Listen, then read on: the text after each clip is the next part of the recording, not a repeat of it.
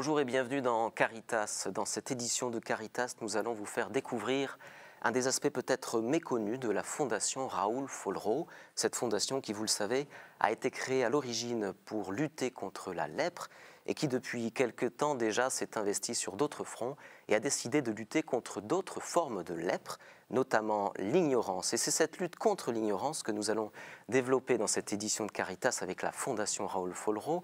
Nous allons notamment voir comment elle agit en Afrique notamment et aux Philippines tout au long de cette émission. Une émission qui est en lien avec cette journée internationale des droits de l'enfant qui a lieu chaque année le 20 novembre. Une occasion donc pour nous de découvrir un des aspects de la fondation Raoul Follereau avec nos invités. Je vous les présente tout de suite. Françoise Leclerc, bonjour. Bonjour. Alors vous êtes responsable des projets Enfants en détresse de la fondation Raoul Follereau. Merci d'être avec nous. Marie-Brigitte Lemaire, bonjour. Bonjour. Vous êtes enseignante de formation et vous êtes l'initiatrice d'une pédagogie, une méthode d'apprentissage de la lecture qui est soutenue par la Fondation et qui s'appelle la méthode Jean Quiri. Vous nous en parlerez, vous nous expliquerez en quoi la Fondation vous soutient. Et enfin, troisième invité, Père Mathieu Daucher, bonjour. Bonjour. Alors vous êtes aumônier des enfants des rues à Manille, aux Philippines, et votre action aussi, vous nous le direz, est soutenue par la Fondation Raoul Follereau.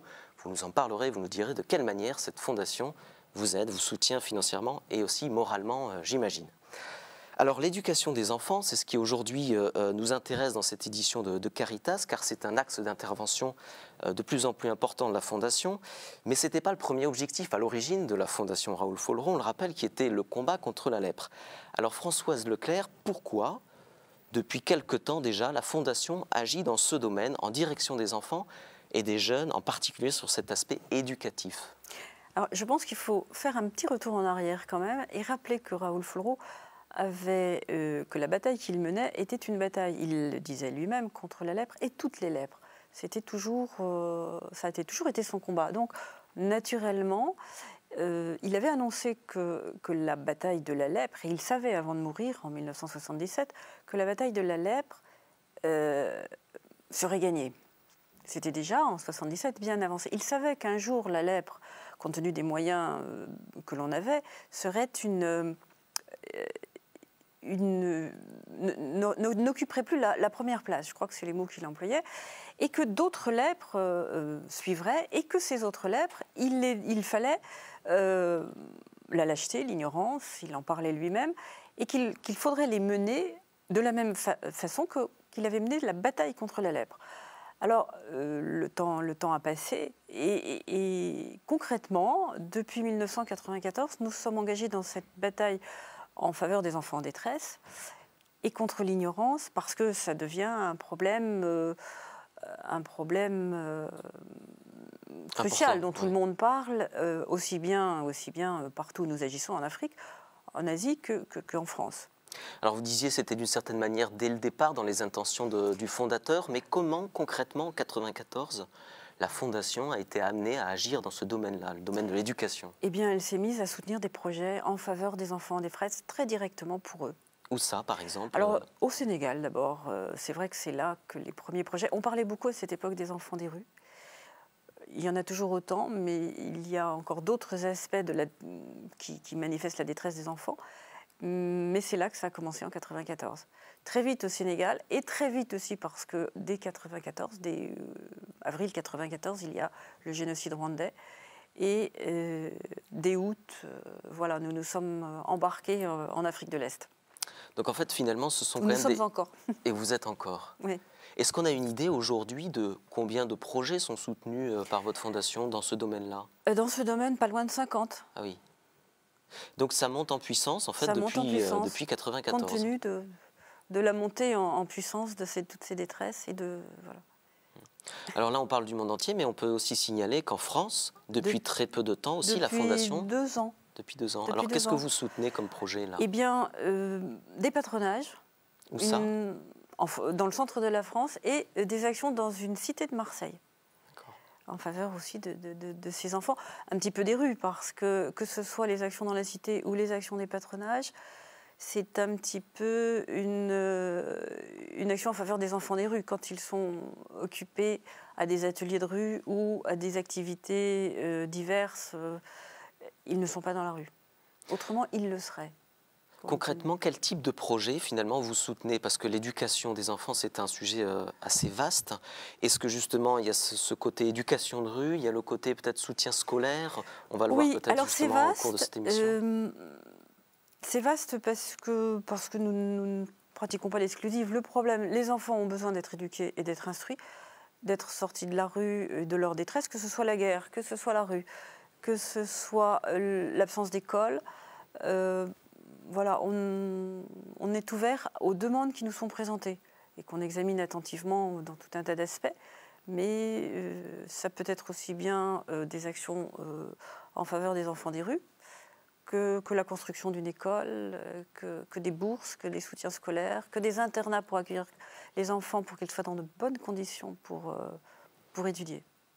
Et le principe un peu, c'est qu'une association, qu'un organisme qui est sur ce sujet-là fasse appel à vous. C'est plutôt vous, de votre côté, vous répondez à une demande? En général, on répond à des demandes, ou bien on répond à des demandes, ou bien c'est par nos relations. Voilà. Mais souvent, d'abord, on répond à une demande sur le principe. On étudie les demandes qui nous sont faites. On n'arrive pas en disant « nous, on sait faire ça » ou « nous, on veut faire ça ». On répond aux besoins, on étudie les besoins qui sont exprimés et qui se font, tout ce qui se fait, évidemment, dans l'esprit de Raoul Follereau. Oui. Qui est de bâtir un monde sans lèpre avec l'arme de la charité, disait Raoul Follereau. Alors, par rapport à la lèpre, quand même, puisque c'est le combat initial de la Fondation oui. Concrètement, dans son histoire. C'est effectivement d'abord la rencontre avec les lépreux, avec la lèpre et les lépreux. Ce qui, quand même, captivait Raoul Follereau, c'est plus... Il disait, il a la lèpre et il est lépreux. C'était la personne humaine, c'était l'être humain qui était atteint d'une maladie qui l'excluait. Oui, c'est une maladie à deux, on va dire, oui, une double peine, comme on dit aujourd'hui. Oui, voilà, et l'exclusion humaine, le rejet par la société de quelqu'un de contagieux.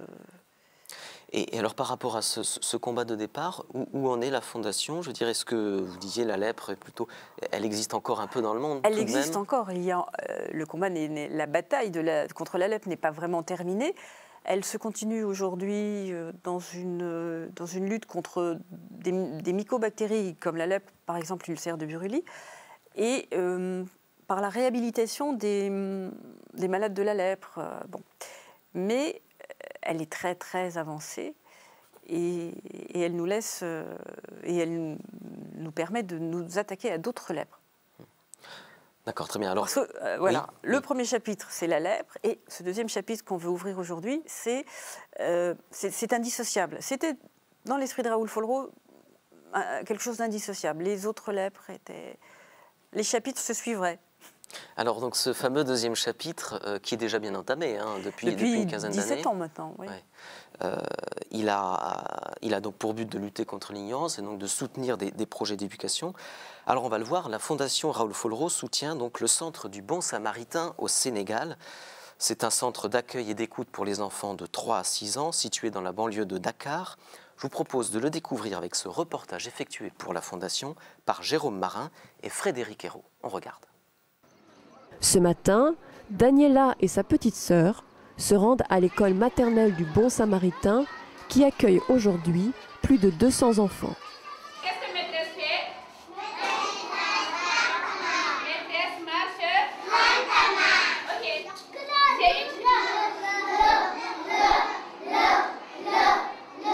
Très bien. Allô, allô? Jacques Hubert Badji est le directeur du centre depuis 10 ans. L'objectif principal, c'est de sauver au moins un enfant dans chaque famille, que cet enfant arrive à avoir une base pour les études. Donc, si on arrive à procurer à l'enfant une base, il pourra bien étudier, peut-être qu'il deviendra un cadre, il pourra sauver un membre de la famille. En même temps, il faudrait donner encore, transmettre l'amour qu'on a à ces enfants pour qu'ils ne vivent pas les mêmes conditions que leurs parents ou bien qu'ils se retrouvent seuls dans la rue. 119. Le centre dispense également des cours d'alphabétisation pour une vingtaine d'enfants et de jeunes déscolarisés. Quand je vois que les enfants sont contents, ils réussissent, alors je me donne à fond. Ma satisfaction, c'est de voir que les enfants s'en sortent et que chaque fois que je passe dans les quartiers, je les retrouve, tonton, monsieur Jacques, etc.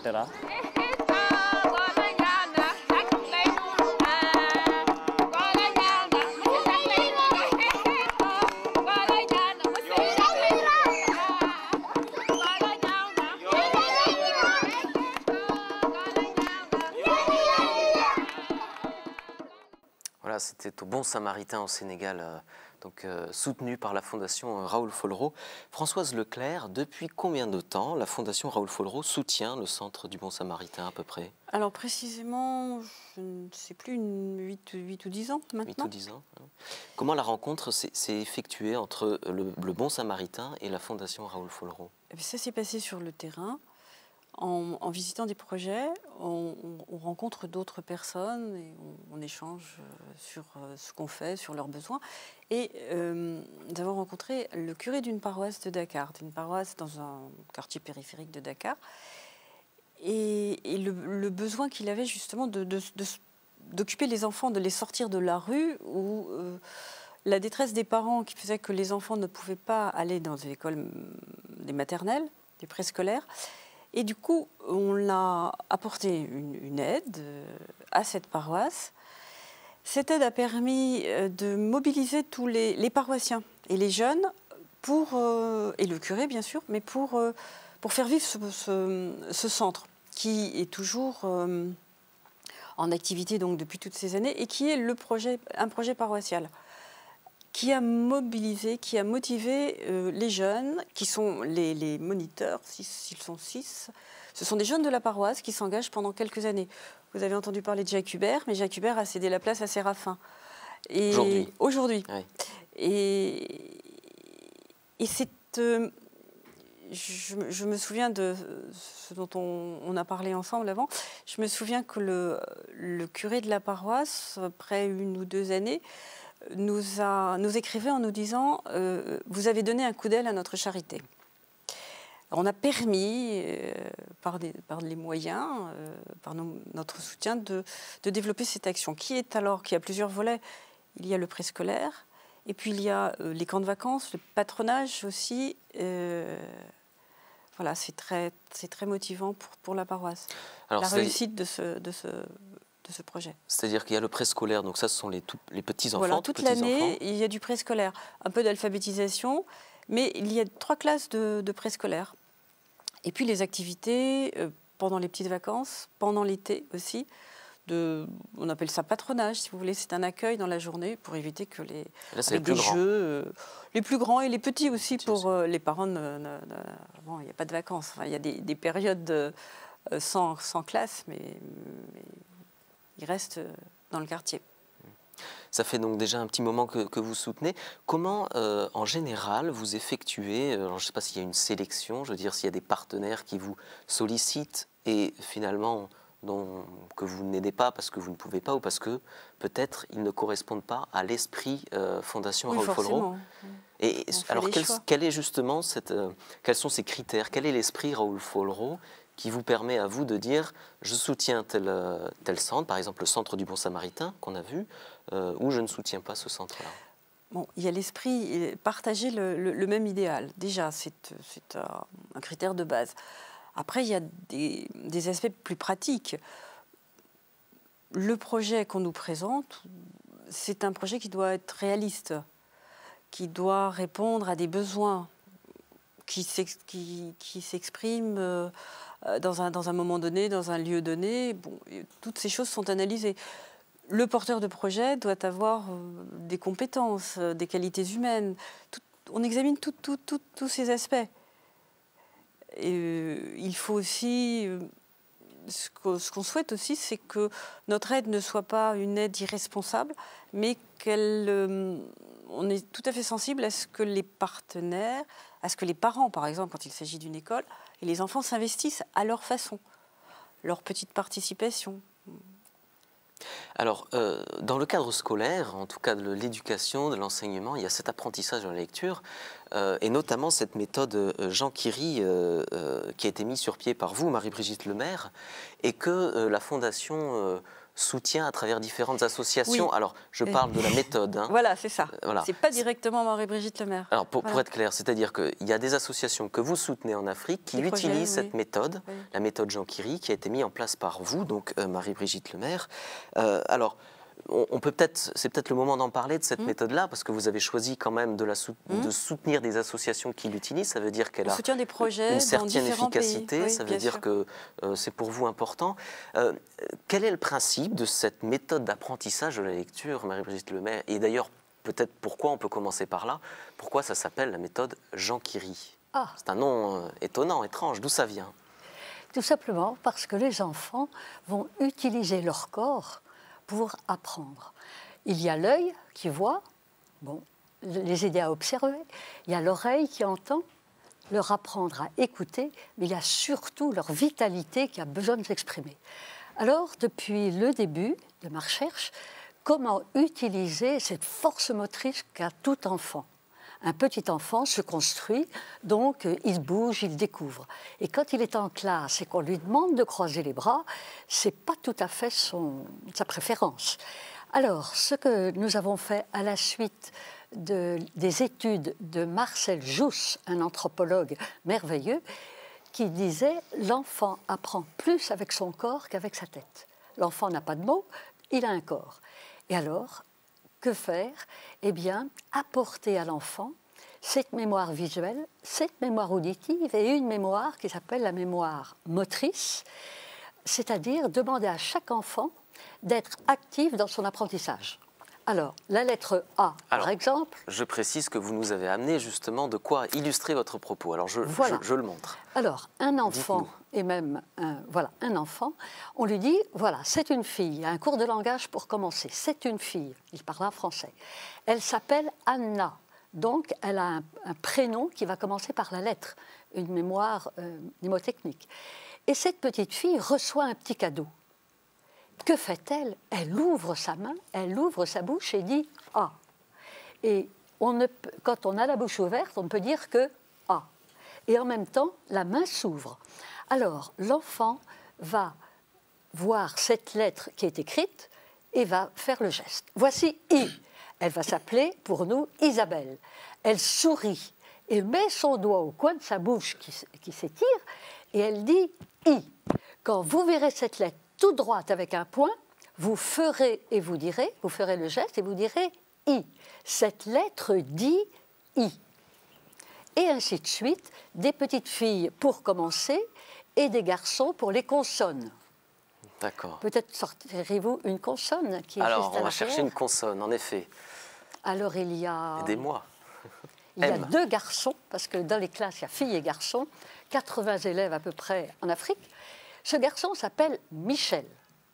Michel a vu une vache et il a même vu traire la vache. Il a vu fermer la main et il a entendu un certain bruit. Et il dit Michel ferme sa main, ferme sa bouche, et la bouche fermée, il ne vient que Et nous lui dirons, quand tu verras cette lettre qui a 1, 2, 3 pieds, tu fermes ta main, tu fermes ta bouche et tu dis Alors, le va servir parce qu'il ne sera jamais tout seul.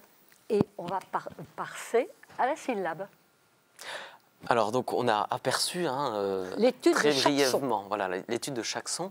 Alors, pourquoi la Fondation Follereau soutient des associations qui l'utilisent, cette méthode, et qui, visiblement, trouvent qu'elle est efficace? Françoise Leclerc, qu'est-ce qui... Vous, j'imagine, vous avez dû voir des résultats, vous avez dû les découvrir, ces résultats. Comment on apprend la lecture? Est-ce que c'est très rapide, justement? Est-ce que c'est assez spectaculaire? C'est tout à fait spectaculaire, et les enfants et les mamans aussi, et les adultes sont aussi enseignés par la pédagogie Jean Quiri, apprennent à lire et à écrire avec cette pédagogie très très vite. Ça fait des miracles, et on n'a parfois pas beaucoup de temps, pas de lieu pour apprendre. Donc un jour, on a découvert que c'est pas si ancien que ça. Un jour, en arrivant à Brazzaville, j'ai dit, mon Dieu, mais ça, c'est... Ayant entendu parler de la pédagogie, c'est la méthode Jean Curie. Et j'ai entendu dire, mais ça fait des merveilles. Les mamans apprennent à écrire, à parler, à lire. Et quand elles ont découvert, d'ailleurs, ces mamans, les merveilles de la lecture, ce que ça leur apportait, ou de l'écriture, elles envoient les enfants à l'école. Alors, ça a été une découverte petit à petit. Ah, ici, au Congo. Ah, en République démocratique du Congo. Ah, au Gabon, ça fait 30 ans qu'on l'enseigne. Ah, au Sénégal, ça fait très très longtemps. Alors, on s'est rapproché de Marie-Brigitte, et qui, elle, se contente d'enseigner en France, qui autrefois a enseigné en particulier une sœur Marie Gaston, qui s'occupe d'enfants des rues de Kinshasa. Et ça fait, elle, des merveilles. Voilà, alors... Donc c'est cette prise de conscience. Et oui, absolument. De l'intérêt de cette pédagogie dans les pays où on travaillait, où on avait des projets. Et nous engageons de plus en plus pour sortir les enfants de l'ignorance. La pédagogie Jean Curie est un moyen très, très efficace. Alors, il y a aussi une association que vous soutenez et qui agit auprès des enfants des rues aux Philippines, à Manille. Une association dont vous êtes l'aumônier, Père Mathieu Daucher. Cette association s'appelle Un pont pour les enfants. On va en parler, mais je voudrais auparavant qu'on suive concrètement ce que fait votre association à travers cet extrait d'un documentaire de Jérôme Marin pour la Fondation qui s'intitule « Secourir les enfants de Manille ». Je vous propose de regarder. Nous sommes à Manille, capitale des Philippines. Ville tentaculaire de 18 millions d'habitants. De jour comme de nuit, la vie ne s'arrête jamais. Parmi cette foule, des milliers d'enfants errent dans les rues, exposés à toutes sortes de dangers. Très souvent victimes de violences, ils ont fui leur famille et la misère des bidonvilles dans lesquels ils vivaient. Pour survivre, ils font de petits boulots, ramassent les ordures, volent ou se prostituent. Et pour fuir cette réalité, ils se droguent en sniffant de la colle. Il est 21h. Les éducateurs de la Fondation Un pont pour les enfants se préparent à passer une partie de la nuit à sillonner les rues de Manille. À bord de leur camionnette, ils repèrent les enfants qui vivent et dorment sur les trottoirs. Là, ils sont là, regardez. Là, juste ici. On les a tous là.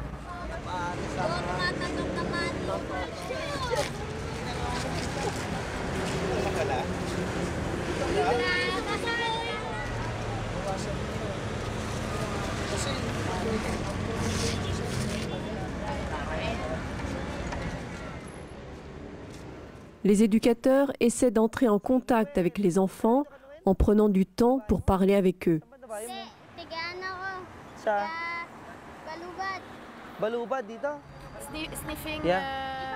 Ils sniffent de la drogue? Ça s'appelle le boulcacil, une sorte de solvant qui ressemble à une autre drogue, le rugby.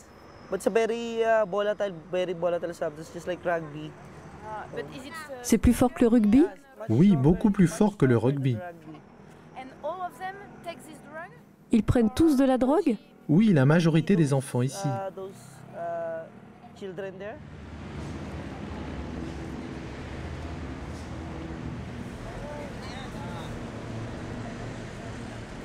Ce qui est terrible en fait, c'est que quand un enfant part dans la rue parce qu'il a été obligé de quitter son foyer familial pour des raisons déjà terribles, en général l'enfant ne peut pas faire autrement pour survivre que d'être accroché à un groupe de la rue.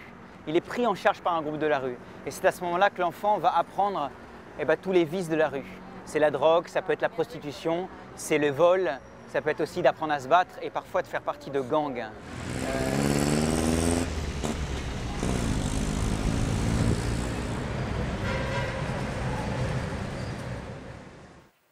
Voilà, c'était à Manille avec le Père Daucher auprès des enfants des rues. Père Daucher, ces images qui sont quand même extrêmement dures, assez bouleversantes, et qui nous permettent de voir à la fois l'extrême misère générale de ces enfants et la manière dont vous essayez de les approcher avec beaucoup de tact. Comment justement on fait pour aller à la rencontre de ces enfants dans la rue à Manille? Alors la politique qu'on a adoptée, nous, c'est d'être le plus présent possible dans la rue.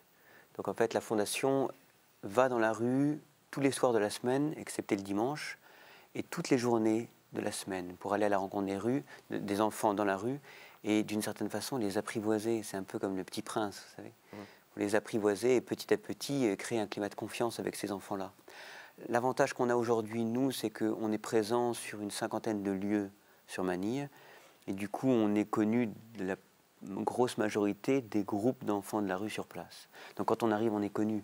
Donc si un enfant est nouvellement arrivé dans la rue, il est intégré dans ce groupe d'enfants de la rue, il sera tout de suite à l'aise parce qu'il voit que ses amis nous connaissent. Donc il y a une certaine facilité en fait à aller au contact de ces groupes-là. Maintenant, parce que les bandes de jeunes qu'on a vues dans ce reportage vous connaissent et vous identifient. Et puis vous-même personnellement, j'imagine aussi. Oui, et les éducateurs, toute l'équipe d'éducateurs qui est présente sur place, qui fait un travail remarquable. Parce que pour eux, c'est vraiment des heures et des heures dans la rue pour créer ce climat-là. Alors, il y a un gros investissement parce que vous disiez vous effectuez de très nombreuses tournées. Est-ce qu'il y a un résultat? Enfin, je veux dire, ou plutôt, quel est le résultat de votre politique? Alors, c'est difficile si vous parlez en termes de chiffres, c'est difficile de chiffrer un résultat. Ce qui est important, c'est de voir... vous savez, lorsqu'on est à Manille, on ne s'attaque pas au problème des enfants de la rue de façon générale. On s'attaque au problème de cet enfant qui est devant moi. On n'est pas là pour résoudre le problème d'un groupe. On est là pour essayer d'aider l'enfant qui est devant nous et qui a besoin de nous. Vous me posiez la question tout à l'heure des projets qu'on ne peut pas aider. Mais d'une certaine façon, la question c'est de savoir qu'est-ce qu'on a à faire aujourd'hui, maintenant, avec la personne qui est devant nous et qui est en détresse. Donc on ne se pose pas cette question du chiffre. On se pose cette question de savoir cet enfant qui est devant nous, il est en détresse, il se drogue, il se prostitue, il est maltraité, il a besoin de notre aide, il a besoin d'être éduqué, de recevoir un toit, un refuge. Ben, c'est à lui qu'on s'attaque. Et alors, concrètement, ces enfants de la rue, votre objectif à vous, c'est de les sortir de la rue, de pouvoir les intégrer pour certains dans d'autres lieux qui sont des lieux gérés par votre association? En fait, on a affaire dans la rue à des enfants qui sont comme des morts vivants. Ils ont été éjectés de leur famille, qui est la source de la vie. Hein. Donc ils sont dans la rue, ils bougent, mais vous voyez, ils se droguent, ils fuient finalement cette vie. Donc ils sont comme des morts vivants. Donc il faut arriver d'une certaine façon à faire en sorte que ces enfants vont choisir à nouveau de vivre. Donc quitter la rue, quitter ses habitudes de rue, dans les centres, être capable d'être stabilisé pour retrouver finalement un rythme qui devient, entre guillemets, normal, comme une famille normale. Notre premier défi, c'est de les stabiliser. Ils ont eu de telles habitudes dans la rue qu'arrivés dans un centre, ils sont en général déstabilisés. Et tout ce premier temps est très, très crucial, d'une certaine façon, c'est d'arriver à amener l'enfant à choisir réellement de changer de vie, à quitter complètement ses habitudes de rue. Après, on peut envisager des perspectives d'avenir, des perspectives d'éducation, de toute cette dimension-là. Mais il y a vraiment une étape à franchir et qui n'est jamais gagnée. Et ça peut durer combien de temps? Par exemple, les enfants qu'on voit dans ce reportage-là, qui sont assez jeunes. Un enfant peut se stabiliser au bout de quelques jours ou une semaine ou deux. Un autre mettra de 7 à 10 ans. Et de toutes les façons, à partir du moment où vous travaillez avec des enfants qui sont blessés, ils sont fragilisés. Donc c'est une fragilité que l'enfant va emporter toute sa vie. Lorsqu'un enfant a été mis à la porte de sa famille, maltraité par son père ou abusé sexuellement, c'est une blessure qu'il gardera. Et d'une certaine façon, il faut faire en sorte que l'enfant réapprenne à vivre avec cette blessure-là. Donc, si vous me dites tel enfant, est-ce qu'il est stabilisé? Je peux vous dire aujourd'hui oui. Demain, on verra. Et peut-être que c'est un château de cartes qui s'écroulera. Il faudra recommencer au début. Et donc c'est très précaire, d'une certaine manière. Très précaire. Précaire, je ne sais pas si précaire est le mot. Fragile, je dirais. Fragile. Il faut être très persévérant et passer au-delà de temps de découragement pour se dire tel enfant est porteur d'espérance et de toutes les façons, il est capable de s'en sortir. Et on a des témoignages magnifiques, magnifiques. Alors, ça, c'est un aspect du travail de votre association, d'aller à la rencontre des enfants de la rue. Il y en a d'autres axes sur lesquels votre association Un pont pour les enfants agit. Est-ce que vous pouvez nous en donner quelques-uns qu'on comprenne? En fait, on travaille sur 3 programmes différents. Ce sont les enfants des rues, c'est ce que vous avez vu sur les images de ce reportage. Donc, les enfants qui ont quitté tout lien avec leur famille et qui vivent de façon indépendante de leur famille dans la rue, en gang en général, donc dans ces groupes d'enfants de la rue. On a tout un programme qui est sur les bidonvilles, qui ressemble un petit peu aux images qu'on a vues au début de cette émission Le Bon Samaritain, c'est-à-dire un travail auprès des petits pour de la préscolarisation. Et on a un programme qu'on a ouvert en 2003 sur la décharge publique de Manille, grâce à l'aide de la Fondation Raoul Follereau qui nous avait donné le feu vert. Donc on a pu commencer ce programme avec les chiffonniers de Manille. Et en fait, le programme des bidonvilles et de la décharge publique, c'est essentiellement l'éducation, la santé et la nutrition. D'accord, donc c'est l'éducation vraiment au sens très large, on peut dire Oui. au sens intégral du terme, Oui, parce dans toutes ses dimensions. Parce qu'on a la dimension de l'éducation de rue avec des enfants qui sont dans des dimensions très basiques. Donc je serais très intéressé par la méthode Jean Quéry en Tagalog. Et la préscolarisation donc, des enfants en bas âge, et j'imagine que la méthode Jean Quéry s'adapte aussi très bien pour des enfants de 4 à 6 ans. Et puis, pour les chiffonniers de la décharge publique, là, c'est tous les âges, mais il faut bien se mettre dans un... Il faut bien comprendre que la situation est variée. On peut avoir des enfants qui ont 7 ou 8 ans, qui n'ont pas de retard scolaire, qui ont besoin d'un soutien, on doit les aider, mais ils n'ont pas de retard scolaire. D'autres qui vont avoir 14 ou 15 ans, qui ne savent ni lire ni écrire. Alors on va continuer un petit peu de découvrir le travail de votre association, Père, à travers cette action d'accompagnement scolaire, donc un des axes dont vous parliez, avec cet extrait d'un documentaire de Jérôme Marin, toujours extrait de Secourir les enfants de Manille. On regarde. Au nord-ouest de Manille, le bidonville de Navotas s'étend sur plusieurs kilomètres le long de la mer. La plupart des habitants sont venus de la province pour trouver un travail. Ils se retrouvent entassés dans des baraquements exigus et surpeuplés. Gloria est directrice adjointe de la fondation Un pont pour les enfants et responsable des programmes d'éducation et de nutrition à Navotas. La quasi-totalité des enfants des rues proviennent des bidonvilles et la fondation concentre ses efforts en amont dans des actions de prévention destinées aux moins de 6 ans. Gloria visite régulièrement les familles dans les bidonvilles et repère les enfants qui peuvent être pris en charge par la fondation. Aujourd'hui, elle se rend chez Teresita, mère de famille au chômage et dont le mari est à l'hôpital. For the children, it's more on the nutrition problem because most of the children are malnourished, undernourished. Les enfants ont surtout des problèmes liés à la nutrition car la plupart sont mal nourris ou sous-alimentés. Alors la base de notre travail repose sur ce problème principal de malnutrition. Nous donnons la priorité à ce programme quand nous rencontrons les familles. That the secondary problems of the children is education. So, since the preschool... Mais quand on visite les familles, on s'aperçoit que le deuxième problème est l'éducation. Comme les écoles maternelles sont inexistantes ici ou qu'elles sont très éloignées de cette zone, nous avons créé des petites écoles pour accueillir les enfants au milieu du bidonville. Built at the midst of the slum colony. Lalo na kung may awitan at may tawanan, kay lungkot ng buhay. Kung wala kang kaibigan, masaya kung sama-sama at may tawanan. Voilà, Secourir les enfants de Manille, un extrait d'un documentaire de Jérôme Marin. Marie-Brigitte Lemaire, on a vu en fin de ce reportage que finalement on peut faire des petits miracles avec des fois pas grand-chose. Votre méthode, la méthode Jean Quéry, la pédagogie Jean Quéry, est-ce qu'elle est valable partout, avec peu de moyens? Parce qu'on se dit que peut-être justement ce serait profitable qu'elle soit développée dans des pays où les moyens sont très réduits. Alors, tous les outils de l'écolier sont en lui. Et donc, il y a peu de matériel à avoir. Et je suis allée 11 fois en Afrique pour former des moniteurs, des groupes de 80. Et donc, tous ont beaucoup d'enfants. Et ça s'adapte admirablement bien parce que l'enfant participe. Par exemple, lire, c'est faire un geste. Donc, au point de vue contrôle, on peut avoir 80 enfants, mais celui qui n'aurait pas fait le geste est vu. Celui-là seul est interrogé. Quel est le geste du I? Que dit cette lettre toute droite? I. Droit comme un I, auprès de la bouche. Donc, c'est très facile parce que seul le maître a les tableaux.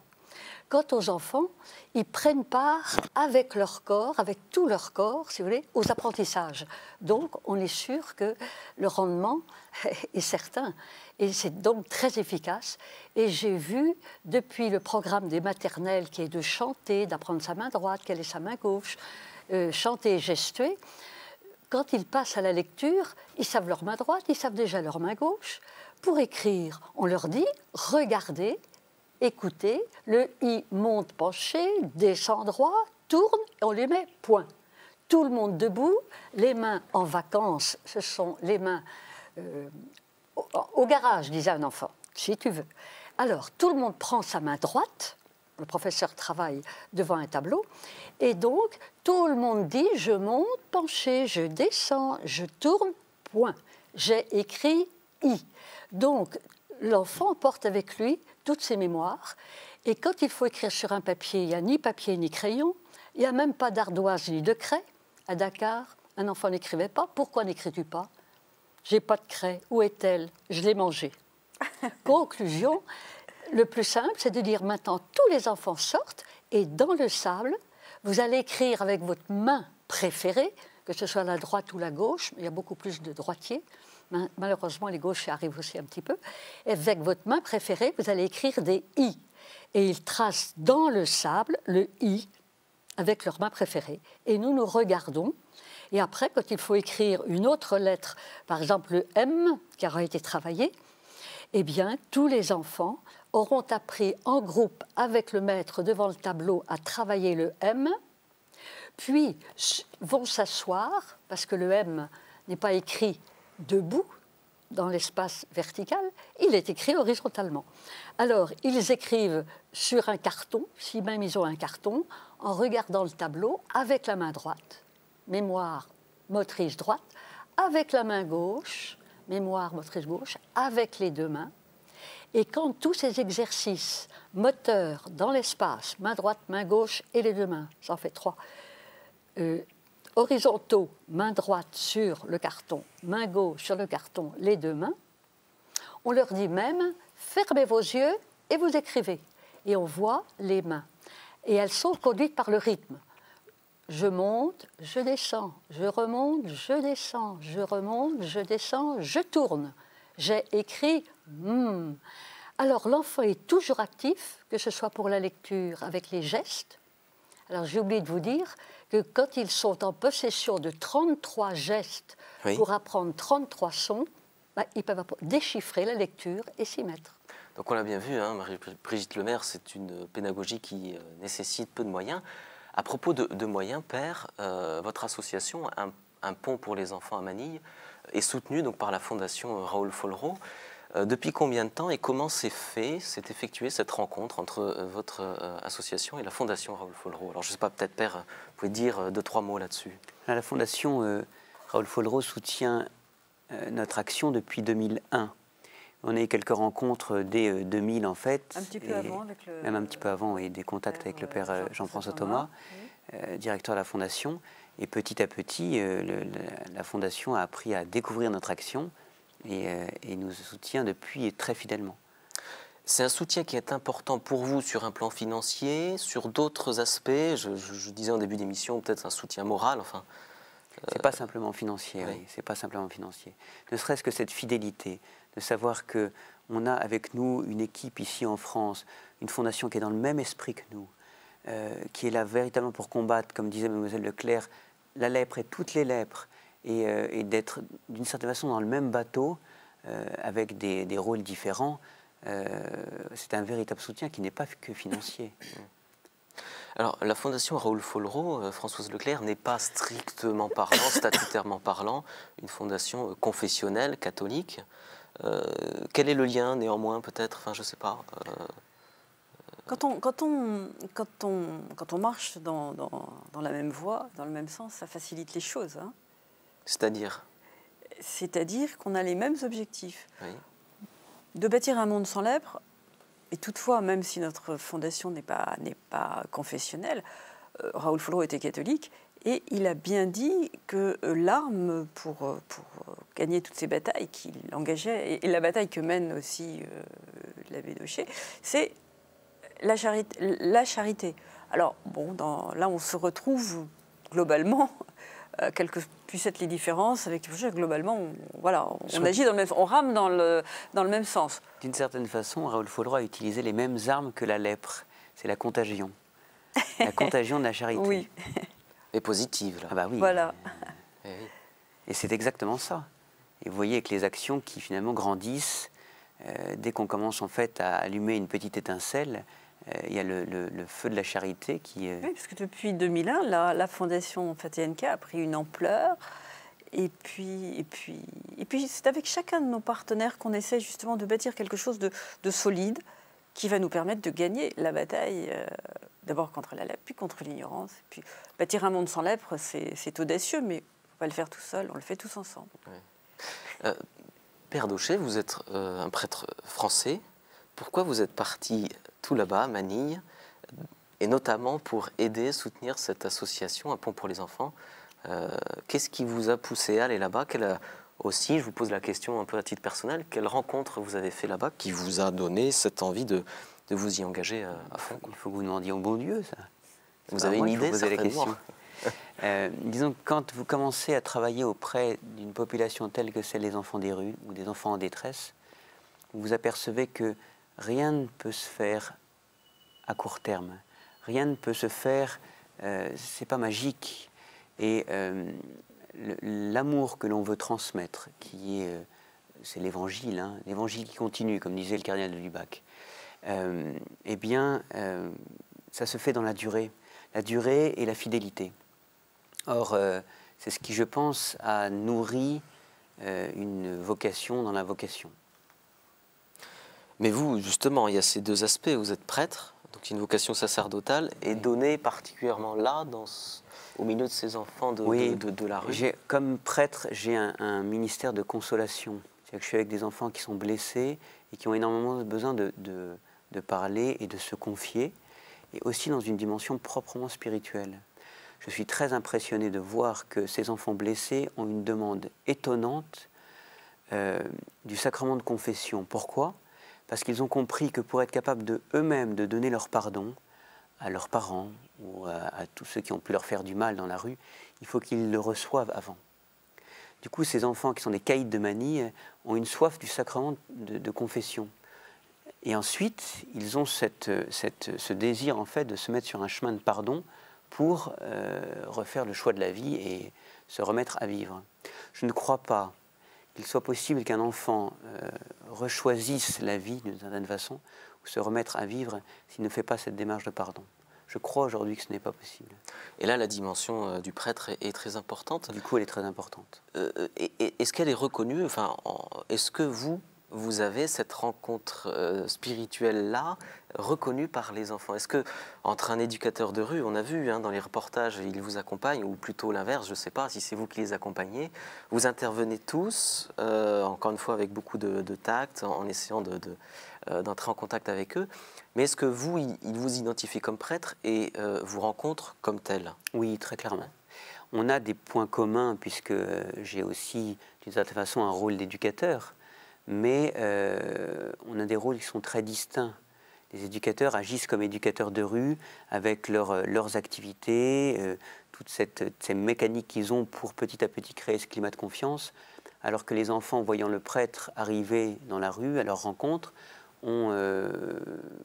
savent très bien qu'ils s'adressent à un prêtre. Et du coup, la façon dont ils vont me parler, je sens très bien que c'est tout de suite une dimension qui va être immédiatement profonde, en fait. L'enfant sait que tout ce qu'il va me dire sera confidentiel déjà. Donc ça crée immédiatement un climat de confiance en fait. Et ensuite, les enfants se confient facilement sur leur situation familiale et parlent de leur foi, parlent de toutes ces dimensions-là. Oui. Oui, donc c'est important pour eux, pour leur construction de vie d'adulte, j'imagine, pour la suite.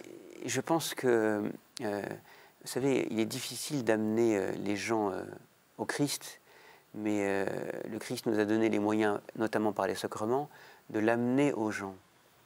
Il est facile d'amener le Christ aux gens, finalement, notamment par le moyen des sacrements. Je pense que c'est le rôle principal du prêtre, quels que soient les milieux, hein, que ce soit dans les rues de Manille ou à Massy-Palaiseau, en région parisienne.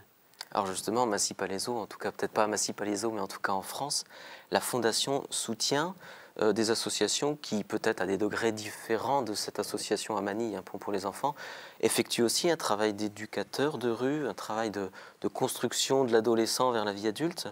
Françoise Leclerc, quels sont, on en a parlé en début d'émission, mais on pourrait peut-être le rappeler, depuis 2 ans, vous êtes en train de soutenir des associations en France qui font un travail qui a été fait d'ailleurs par ailleurs dans d'autres pays du monde. Pourquoi ça devient de plus en plus important en France d'effectuer ce travail de proximité avec les jeunes? Je crois que vous qui êtes dans ce monde des médias, vous n'êtes pas surpris qu'on parle des problèmes des enfants en France. Donc en fait, nous sommes, on dirait, interpellés par cette question. Et puis on nous en parle et on s'est approché de nous pour dire, bon, voilà, maintenant, on voudrait faire quelque chose en France. Et on s'est dit, chic. C'est indispensable, on voulait le faire, on y pensait depuis longtemps, et puis il se présente un homme qui s'implique en France et qui nous permet d'agir concrètement. Et on s'est rendu compte aussi que nos bénévoles étaient tout à fait acquis et conquis par cette idée. Parce qu'ils vivent aussi au quotidien, comme vous, comme nous, cette nécessité de venir aussi en aide aux enfants français de France qui souffrent des mêmes, qui risquent en tous les cas, qui sont vraiment en risque d'exclusion. On en parle beaucoup. Quelle différence y a-t-il entre être éducateur à Marseille et à Manille? Est-ce que vous, du point de vue de la Fondation, vous voyez une différence? Est-ce qu'il y a des difficultés supplémentaires ou en moins? Je crois qu'il y a des contextes qui sont différents, mais globalement, un enfant, c'est un enfant. Ouais. Et il a les mêmes peines et les mêmes souffrances, et c'est pareil. Est-ce que c'est quelque chose qui est amené à développer par la Fondation Follerault en France, ce genre d'activité, ce genre de présence? Oui, certainement. Mais au rythme où ce sera nécessaire et où ça s'imposera à nous. Et où on trouvera des partenaires pour travailler avec nous. De la même façon qu'à Manille ou à Kinshasa ou à Brazzaville. Et donc on est dans le concret, dans le réalisme. Oui. Vous parliez des bénévoles tout à l'heure. Qui sont les bénévoles qui sont derrière la Fondation Follerault? Je veux dire, quels sont les genres de personnes qui s'y impliquent? Combien sont-ils? Comment vit cette fondation? Alors là, vous allez me poser une colle sur le nombre parce que ce n'est pas directement toujours en relation avec lui, mais très précisément parce que comme il s'implique concrètement pour soutenir un projet dans un pays, on se rend compte de tout l'intérêt qu'ils ont pour nos actions en général. Le rôle des bénévoles est important parce qu'ils vont au-devant dans les écoles et ils vont donner des conférences, ils vont faire des actions concrètes dans les marchés de Noël, tout un tas d'actions, non seulement pour collecter des fonds, qui sont évidemment indispensables, mais également pour faire connaître ce que fait la Fondation et dans quel esprit elle le fait. Alors vous parliez des fonds, et donc on peut aussi parler des donateurs. Alors les donateurs... Voilà, qui sont très importants pour la Fondation Follerault. Sans eux, on ne ferait rien. Alors c'est justement peut-être le moment pour vous de lancer cet appel aux dons pour la Fondation Raoul Follerault. Alors on va donner les coordonnées de la Fondation Raoul Follerault, où bien entendu vous pouvez participer à l'activité de cette fondation en participant à ces dons. Fondation Raoul Follerault, 31 rue de Dancy, 75 015 Paris, le téléphone 01 53 68 98 98, et je vous donne le site internet qui s'affiche également sur vos écrans, www.raoul, www.raoul-follereau.org www.raoul-follereau.org. Vous retrouverez de toute manière ces coordonnées également dans la version rediffusée sur Internet. Ces donateurs, c'est peut-être aussi le moment de leur, très rapidement, chacun peut-être 10-15 secondes, de leur faire un appel, de leur expliquer pourquoi ça peut être si important. Alors on peut peut-être commencer par vous, Père Daucher. Voilà, 10-15 secondes pour les inciter. Moi, je pense qu'il y a quelque chose qui est très important, c'est de comprendre que, une fois encore, un amour vrai est un amour fidèle. Donc, je crois que ce qui est essentiel, c'est de sentir ce soutien, qu'il soit financier, moral et spirituel, dans la fidélité. Très bien. Marie-Brigitte Lemaire, un petit mot juste pour les donateurs, les encourager. C'est important. Si vous voyez le visage d'un enfant qui apprend à lire, vous seriez émerveillé. Et le Jean qui rit, c'est justement Jean, un tout petit enfant, qui rit, qui est heureux de venir à l'école parce qu'il se sent éduqué et il se sent lecteur bientôt. Et donc, il voit son avenir plus sûr. Françoise Leclerc, un dernier mot. Alors, le dernier mot, je pense que nous formons une équipe sans eux. Nous sommes un peu comme les 3 maillons d'une chaîne et voilà, donc on compte sur eux et pour eux, voilà. Eh bien, merci à vous, merci aux futurs donateurs et merci à vous d'avoir participé à cette émission. Merci à vous de l'avoir suivi. On se donne rendez-vous pour une prochaine édition de Caritas. À très bientôt.